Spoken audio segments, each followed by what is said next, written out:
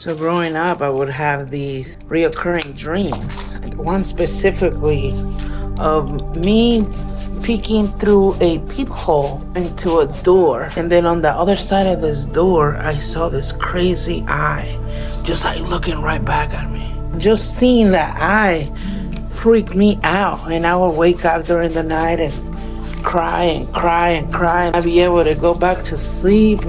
That right there, it's like one of my first memories of having night terrors, which I believe night terrors is a big indication of your subconsciousness telling you you need to explore.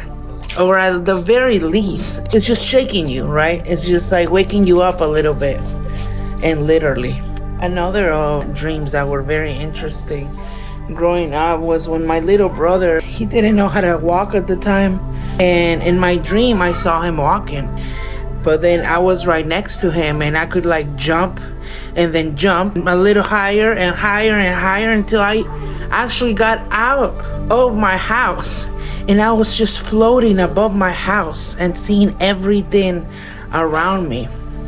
That's when I learned that I could fly in my dreams. Of course, you're a little girl. This is probably too much TV. So I didn't take any of these dreams serious until I was like a teenager. But then when the dreams start to actually take like a physical form, then at the end of your bed, you see a shadow person just standing there. It's no longer a dream. You know you're wide awake. You can move. Although sometimes you can get paralyzed, and it's what would happen to me. I would get what's called sleep paralysis.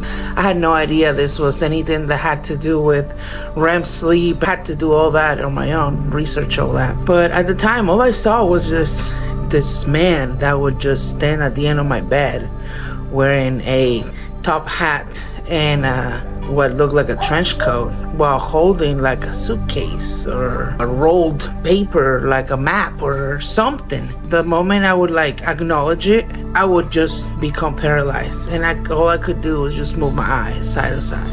This terrorizing figure followed me for years. I mean, I even moved countries. Right now I'm a teenager. I'm like around 15 years old, and I'm still seeing this. So at the time I thought, oh, maybe I'm like schizophrenic. As I became older, I started doing more research now with the power of the internet, which is a great tool for you to discover all these things. There was a whole community that would see things like this, or would see like other kind of entities at night, like the hag or little elves or little gnomes or like different types of apparitions. But one thing they had in common was that they would all get paralyzed and they would all have night terrors. So that's when I realized what was happening to me was actually happening to many others out there. This experience led me to not wanting to sleep. I wanted to always stay up. I was so terrified. I knew that things made it worse. Like if I slept facing up, I knew that that right there was like an open door for me to get paralyzed at night. So I started staying up. When you're a teenager, almost like 17 or something, you start reveling out, you know. I started numbing myself basically to the point that I would just stay up. I would stay up until I just couldn't take it anymore and finally fall asleep because I just wanted to avoid the entire experience. It's very traumatizing, and the fear is something that you cannot even explain. One thing I really believe is the reason why a lot of people get into addictions is because they just don't know how to navigate their own energy and the energies around them. And a lot of them are very empathetic souls, very compassionate. They just take in so much energy throughout their day, and they don't know how to navigate that. They don't know their own power. They don't know how to protect themselves. They don't know how to emit a different energy.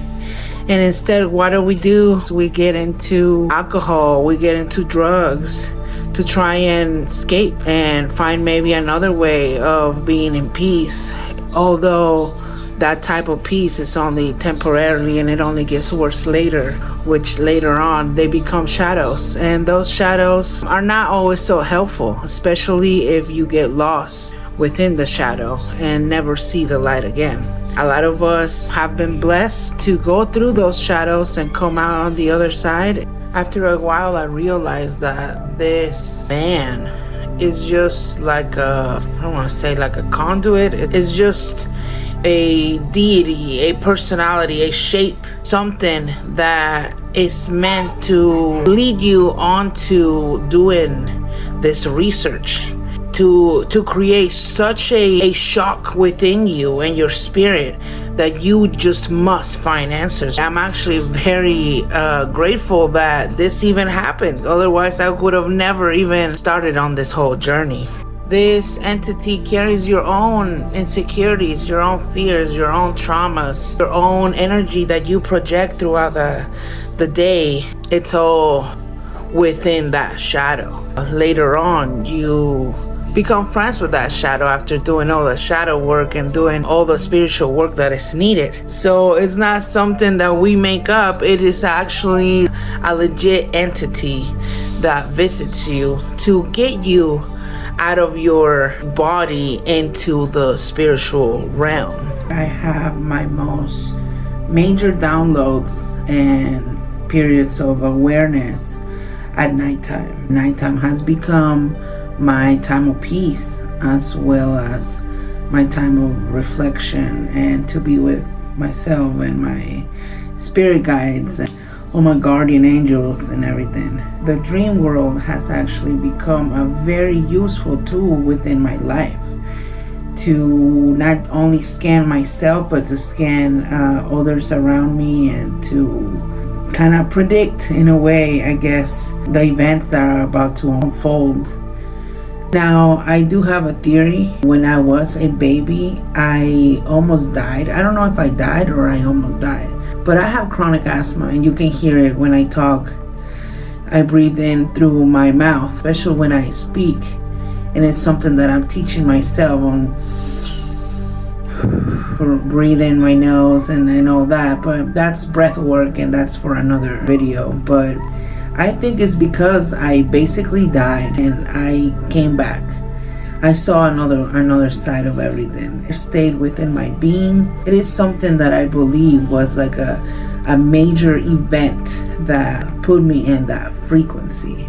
So definitely share your journey. Tell me, have you seen any loved ones that have passed away? Have you seen any little elves or fairies or little shadows in the night? Or have you ever been paralyzed to your bed? Anything of that matter. I would love to hear it and continue to grow this community, and I really want to connect and network with those that are in the same path. So I love you and thank you so much for taking the time. Tanya Lasagna here.